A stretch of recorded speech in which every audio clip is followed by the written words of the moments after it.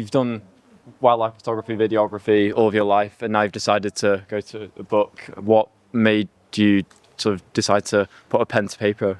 Peer pressure, really, I suppose. I've always wanted to write a book, but I just never kind of really found the time to sit down and do it. And then just as the years have gone on, my sort of wife and other family members and friends, like, you need to do this. And I think what prompted me was realising that my memory is beginning to sort of, things aren't quite as sort of readily recollected. So that was it. And it's been an interesting, very different sort of process from making wildlife documentaries.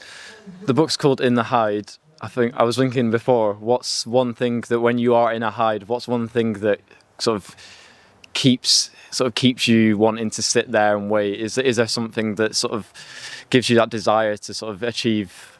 I think the one thing that keeps me there, I mean, it's impossible to sit somewhere that you don't think is the right place. And there's been a few occasions where I've been kind of pressured in to just try it, and this might not be where this behaviour is going to happen, where this animal might pop up, and that is really difficult if you believe in your heart of hearts. It's like, no, this is not the spot. But I think if you do think or do know or believe that it's the right place, it's sort of the anticipation is sort of, that's what keeps you there, and the knowledge that the longer you're there, the closer you're getting towards seeing something extraordinary. And I think because it's a solitary kind of occupation much of the time, that sort of makes it more special in some ways, because there's things that maybe millions of people have seen the footage of it or seen the sequence, but I was the only person that was there and sort of witnessed it firsthand. So I like that, sort of tickles me in a way that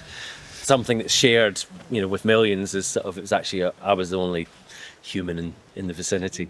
And is there a sense of like real achievement when, especially if it was something that some behaviour that had not been seen before, or something that's just very rare? Do you feel like you're not just for yourself but also for everyone else to see? Is there a sense of like real achievement?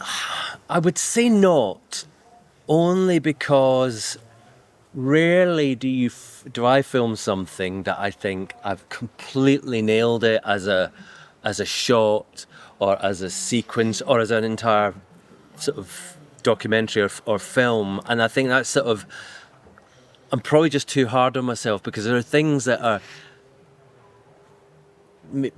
like maybe the definitive species, definitive sequence of a colugo, or definitive species of urban leopards hunting. I kind of was the person that has shot that, and no one's done a better job than me. But part of me thinks you could have done a better job. But that, I think that's just the nature of wildlife, because it's sort of, you got so much of it is out of your control. So you have to kind of, in many ways, try and anticipate what's going to happen, but grab what you can. And I should give myself a pat in the back rather than saying, oh, the camera wobbled a bit there. But then you've got things happening at 1,000,000 miles per hour, so it's kind of hard to perceive. But yeah, I mean, when I see a finished, I do have a sense of achievement. If I do something, I think, well, that was okay.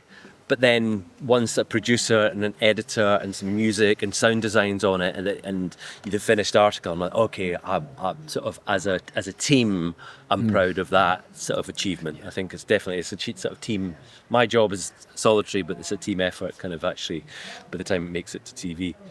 And obviously you grew up on Mull, a very sort of wild, remote place in Scotland, and obviously the whole of Scotland is such a great place for nature and wildlife. Is there something that always draws you back that you miss, even in far-flung places in the world? Is there something about coming to Scotland and filming in Scotland that gets to your heart? Yeah, definitely. I mean, it's quite hard to put my finger exactly on what that is. I think there's kind of, Mull is a place that still very much feels like home, but also there's parts of Scotland, I think it's probably just maybe national pride, like being in, having been fortunate enough to travel extensively, to being around the world a few times, and to sort of go to these far-flung places, iconic landscapes, but to come home and go and realise that actually Scotland is an iconic landscape. We've got it's such a beautiful country, and it's got sort of a lot of magic